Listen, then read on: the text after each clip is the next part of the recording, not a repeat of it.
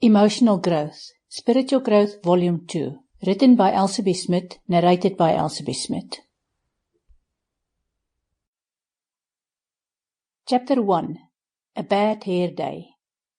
When we wake up in the morning, we all look like a version of the devil in the children's Bible, with hair standing in all directions. We then choose how to approach the day, and if we make the wrong choice, we have what is known as a bad hair day. Is that fair on our hair? And some young people, and people who want to believe that they are still young, spend a fortune on hair gel and cultivating that porcupine look that the rest of us try to get rid of before we leave the house. We all feel less than great at times. Of course there is the bad hair day, which friends can commiserate with because, like you, they know this is nothing serious. It really is a cry for a friend to go with you to buy another pair of shoes or a pint of beer, whichever way you are inclined.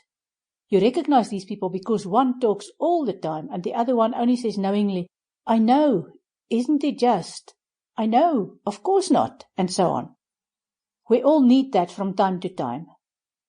I have a client who only calls me about twice a year. When she calls, I know it is so that I can listen to her tales and tell her she's a great person.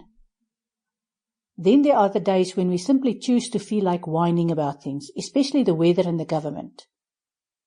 Why on earth does everyone the world over have such an obsession with the weather? When we choose to have a miserable day, the worst we can encounter is someone who is radiant with happiness, because it somehow tells us we are wrong, and that makes our day worse. Of course, we can consciously choose to change our mood. It does take some effort, like finding your direction again when you get lost in a city you do not know. You can continue to just drive until you leave the city, and then retrace your steps to get to your destination. Or, you can focus on driving to the end of the one-way street and then use your inner compass to go in the right direction and be on your way again.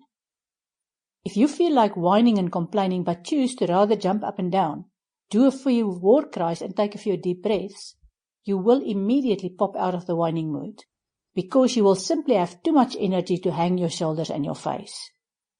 You may get a few funny looks in the office, but at least you will feel much better for the rest of the day, and get a laugh out of other whining people, which will make them feel better.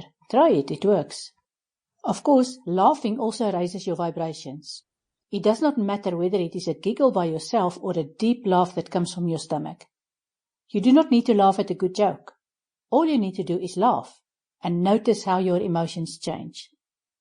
There are companies that have tried this, a laughing session to start the day, and it improved their productivity.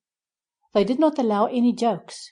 At some point you could either run out of jokes or offend someone, and people's sense of humor differ anyway. Laughing works all the time if you want to raise the energy in a room, and it is contagious. There is also the darkness that we experience after a particular incident, like a divorce or an accident. Some people experience it and then decide to move on. This takes time, but we all have our incidents, and it is possible to accept them as part of our life path and then to move on. Other people define themselves in terms of that incident for the rest of their lives, and often join organizations that make them feel like traitors if they choose to move on. I'm referring to organizations that allegedly help people recover from alcoholism or rape or losing a child and so on. I'm sure they initially do good work, but the survival of the organization depends on having dedicated members. People would choose to relive their experiences for a long time rather than integrate the experiences and get on with their lives. If you are simply having a bad hair day, trust me, nothing beats retail therapy.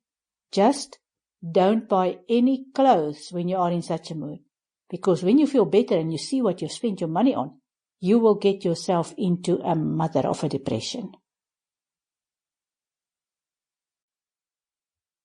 Chapter 2, A Shattered Relationship. There are few life events that are as life-shattering as ending a long-term relationship, whether it is a divorce or widowhood or a decision to part ways without any contractual ties. Dealing with the practical arrangements, for example a funeral, dividing property or settling for child maintenance, and the paperwork related to the split are often the easy parts.